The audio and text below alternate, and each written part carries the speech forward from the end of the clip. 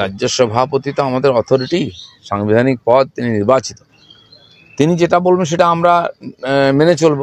কিন্তু কোনো ঘটনা, কোনো পরিপ্রেক্ষিতে একাধিক নেতা একাধিক বক্তব্য রাখতে পারেন। পার্টি বসে বিবেচনা করবে কি করবে, ভোট দেবে কিনা মুসলমানরা ঠিক করবে। আমরা তো ভোট সবার আশা করব, কাজ সবার জন্য করছি, সবকা সাথ সবকা বিকাশ। সব হিন্দুরা আমাদের ভোট দেয় না, সব মুসলমানরাও দেয় না, দেবে কালকে। দাদা, আপনার রাজনৈতিক ভবিষ্যৎ তাহলে কি দাঁড়ালো?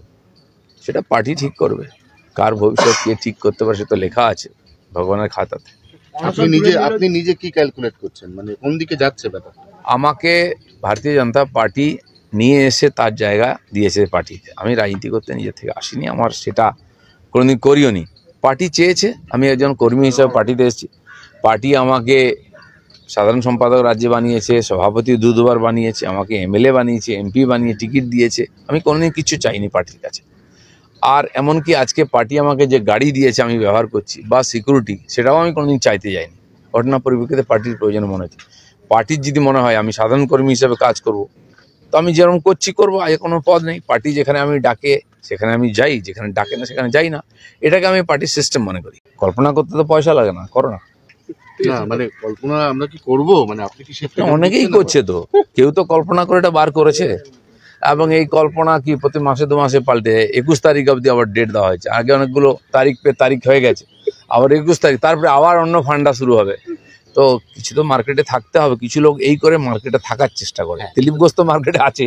দাদা, এখন তো সেই তিক্ততা নেই। আপনি তো জগন্নাথ মন্দির গেছেন, কুণাল, অরূপ সবার সাথে আমার সঙ্গে চা খাওয়াটা। না, সেই তিক্ততা নেই। কুণাল অরূপের সঙ্গে আমার আগে থেকে পরিচয় ছিল, এখনো আছে, আগামী দিনেও থাকবে। আমি রাজনীতি করি না করি, ওরা করুক না করুক, কে কোনো পার্টি থাকবে, তার সঙ্গে রাজনীতির সম্পর্ক দিলীপ ঘোষ এরকম ভাবে না। আজকে আমার পার্টিতে, কালকে টিএমসি ছিল, আমার শত্রু ছিল, কাল চলে আমার কাছে বসলো, আমার বন্ধু হয়ে গেল, পরশু আবার চলে গেল, আমার শত্রু হয়ে গেল। দিলীপ ঘোষের বন্ধুত্ব শত্রুতা এত হালকা নয়।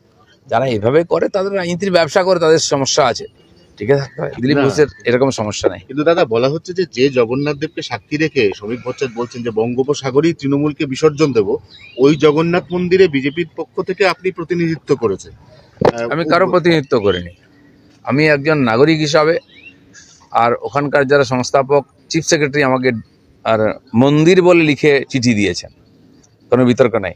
সেই জন্য আমি একজন সম্মানীয় নাগরিক হিসেবে, সম্মানীয় সরকারি আয়োজন ঠিকই আছে, আমি গেছি। কারণ আমি মনে করি ওই মন্দির তৈরিতে আমারও ট্যাক্সের টাকা আছে, সমাজের টাকা আছে, কারো পৈতৃক সম্পত্তি নাই।